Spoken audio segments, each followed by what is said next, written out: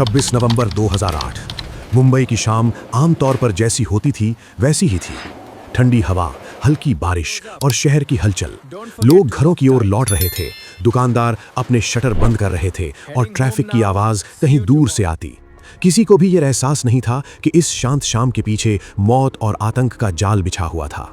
किसी ने सोचा भी नहीं था कि उस रात मुंबई की सड़कों पर, होटल्स और रेलवे स्टेशनों में आतंकवाद की सबसे भयंकर योजना अंजाम देने के लिए आतंकी कदम रखेंगे। पाकिस्तान के उग्रवादी संगठन लश्कर-ए-तैयबा के प्रशिक्षित 10 से 12 आतंकवादी भारत में दाखिल होने वाले थे। उनका लक्ष्य साफ था, शहर में फैलाकर बड़े पैमाने पर हमला करना और भय का माहौल पैदा करना।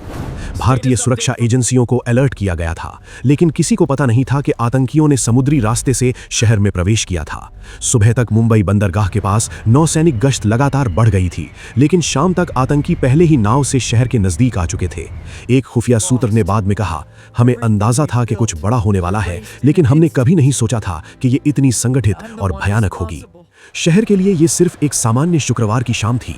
लोग अपने काम से लौट रहे थे, बच्चे स्कूल से घर जा रहे थे। ट्रेन स्टेशन पर यात्रियों की भीड़ लगी थी। मुंबई का प्रसिद्ध CST स्टेशन, जहां रोजाना लाखों लोग गुजरते हैं, उस शाम उसी भीड़ के बीच आतंकियों का पहला निशाना बनने वाला था। आखिरी धूप ढल रही थी और अंधेरा धीरे धीरे शहर को अपनी चादर में ढक रहा था। यह वही समय था जब मुंबई की सुरक्षा एजेंसियां, पुलिस और NSG के कुछ टीम मेंबर अपनी सामान्य ड्यूटी पूरी कर रहे थे।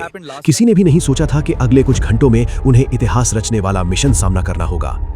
CCTV कैमरों और खुफिया नेटवर्क के जरिए छोटे संकेत आने लगे थे। कुछ संदिग्ध नावें बंदरगाह के पास देखी गईं। ये वही संकेत थे जो भविष्य के आतंक के तूफान की ओर इशारा कर रहे थे। लेकिन शहर के लोग अपने रोजमर्रा के जीवन में इतने डूबे हुए थे कि कोई भी खतरे का अंदाजा नहीं लगा पा रहा था।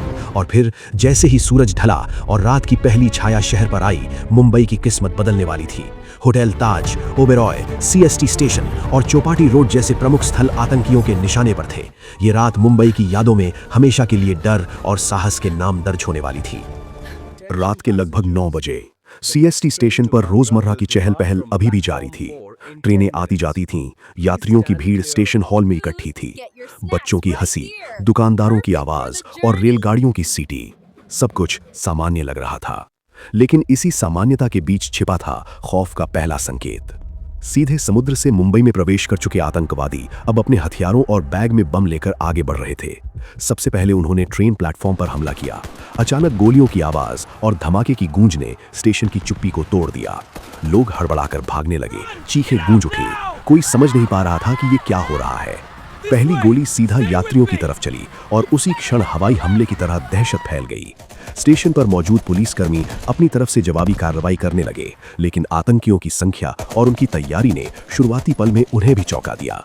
इन आतंकवादियों ने निर्दोष लोगों में डर और पैनिक फैलाने का हर तरीका अपनाया। CCTV कैमरे ने बाद में रिकॉर्ड किया कि कैसे आतंकियों ने लोगों को चारों तरफ बिखेर दिया। बैग में छिपे बमों को कई स्थानों पर विस्फोट करवा दिया गया। ट्रेन प्लेटफॉर्म खून और धुएं से भर गया। इस घटना ने सिर्फ यात्रियों को नहीं, पूरे शहर को झकझोर कर रख दिया था। इसी बीच मुंबई पुलिस और ATS की पहली अलर्ट टीम ने तुरंत प्रतिक्रिया दी। कुछ जवान ट्रेन प्लेटफॉर्म पर पहुंचे और आतंकियों की पहचान करने की कोशिश करने लगे, लेकिन आतंकियों की योजना इतनी सुव्यवस्थित थी कि पुलिस के आने से पहले ही उन्होंने कई लोगों को बंधक बना लिया। पहली हमले की ये घड़ी केवल शुरुआत थी। आतंकवादियों का लक्ष्य केवल स्टेशन नहीं था, उनकी योजना थी पूरे शहर में आतंक फैलाना। उनके पास हर कदम के लिए नक्शा, रणनीति और उच्च प्रशिक्षित प्रशिक्षण था। ट्रेन स्टेशन पर हुए हमले ने मुंबई और देश के सामने सबसे बड़ी चुनौती रख दी थी। क्या कोई भी इन आतंकवादियों को रोक पाएगा? दूसरी तरफ NSG और मुंबई पुलिस की कमांडर टीम रात की अंधेरी गलियों में ऑपरेशन की तैयारी में जुट गई थी। समय बेहद कम था। अगर उन्होंने तुरंत प्रतिक्रिया न दी तो ये हमला शहर के कई हिस्सों में फैल सकता था।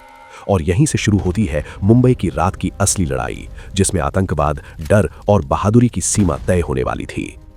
CST स्टेशन पर भय का पहला झटका देने के बाद आतंकवादियों ने अपनी असली योजना को अंजाम देना शुरू किया। मुंबई के दिल में खड़ा था ताज होटल, शहर का प्रतीक, दुनिया के लिए लग्जरी और शान का नाम। लेकिन उस रात ताज की भव्य दीवारों के भीतर खौफ और मौत आने वाली थी। अंतर्राष्ट्रीय ट्रेनिंग से गुजरे आतंकवादी सीधे होटल में घुसे। हथियार, बैग और नकली ID के साथ उन्होंने रिसेप्शन एरिया में प्रवेश किया। सबसे पहले उन्होंने ग्राहकों और स्टाफ को डराने के लिए फायरिंग शुरू की। गोली और धमाकों की आवाज ने होटल के अंदर आतंक मचा दिया। लोग छिपने की कोशिश कर रहे थे, कुछ कमरे में बंद हो गए और कुछ छत पर भागने लगे। उस समय होटल में विदेशी और भारतीय मेहमान थे। सभी ने समझा कि ये सिर्फ एक हमला नहीं बल्कि शहर के प्रतीक को निशाना बनाने वाला हमला है। सीसीटीवी फुटेज और बाद में बचे हुए कर्मचारियों के बयान से पता चला कि आतंकियों ने हर मंजिल को क्रमशः कवर किया। उनके पास पूरा नक्शा और रणनीति थी, आग लगाने, बंधक बनाने और आतंक फैलाने के लिए। ओबेरॉय होटल में भी उसी समय हमले शुरू हुए।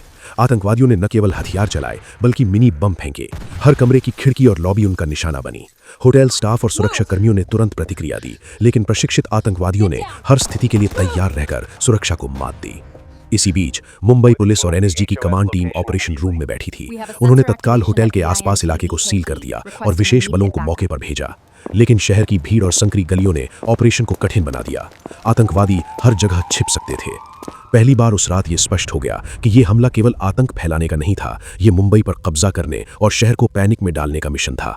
आतंकियों ने शहर के प्रतीक स्थलों को निशाना बनाकर हर भारतीय के मन में डर पैदा करने की कोशिश की। एनएसजी और मुंबई पुलिस की टीम ने होटल के अंदर जाने की रणनीति बनाई। हर कदम पर जिंदगी और मौत की चुनौती थी। ये सिर्फ एक ऑपरेशन नहीं था बल्कि इतिहास की सबसे खतरनाक रातों में से एक की शुरुआत थी। और जैसे ही रात गहराती गई, ताज और ओबेरॉय की भव्य इमारतें अब केवल लग्जरी का प्रतीक नहीं रह गई थी, वे मुंबई के साहस और बहादुरी का परीक्षण बन गई थीं। रात करीब 11 बजे ताज और ओबेरॉय होटल में आतंक का जाल फैल चुका था। आग की लपटें, गोलियों की आवाजें और बंधक लोगों की चीखें शहर को हिला रही थीं।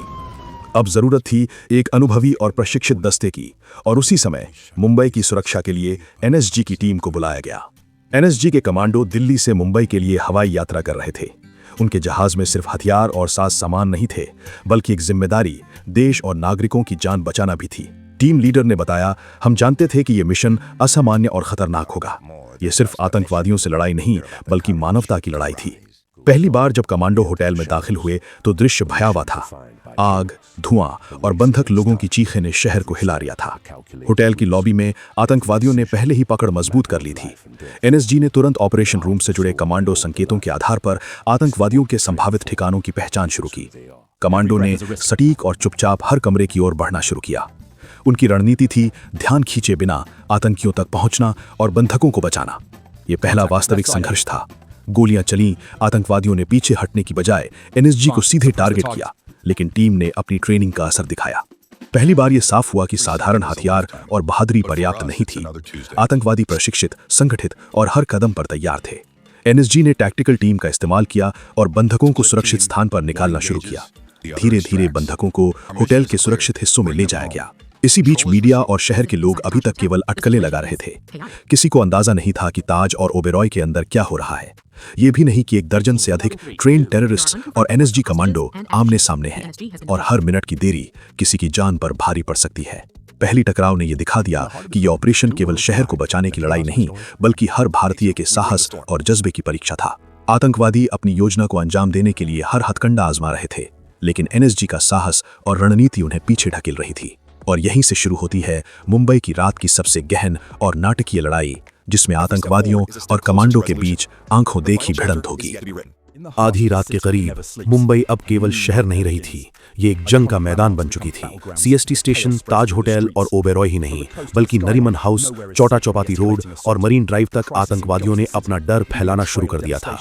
समुद्री रास्ते से मुंबई में प्रवेश करने वाले आतंकवादी पूरे शहर में बिखर चुके थे। हर स्थान पर उन्होंने गोलियां चलाईं, बम फेंके और लोगों को बंधक बनाया।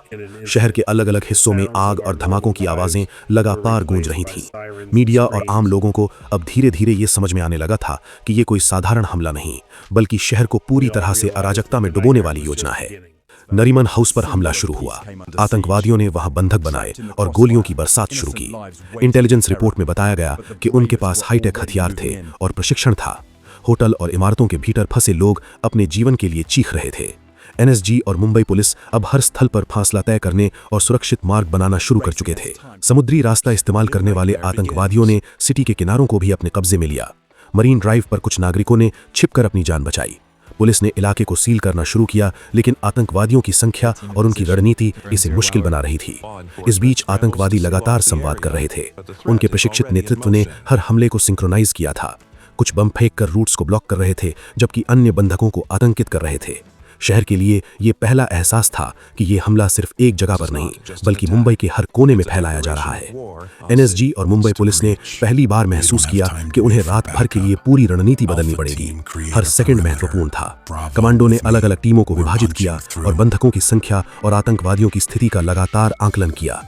इस रात मुंबई ने शहर की रूह, बहादुरी और रणनीति की परीक्षा दी। आतंकवादी हर दिशा से हावी होने की कोशिश कर रहे थे, लेकिन सुरक्षा बलों का साहस और तैयारी उन्हें लगातार पीछे धकेल रही थी। और यहीं शहर की इन गलियों में आतंक और बहादुरी के बीच संघर्ष चरम पर पहुंचता है। अगले चैप्टर में हम दिखाएंगे एनएसजी कमांडो और आतंकवादियों की पहली सीधी भिड़ंत, जिसमें ताज और ओबेरॉय ऑपरेशन का निर्णयात्मक मोड़ आता है।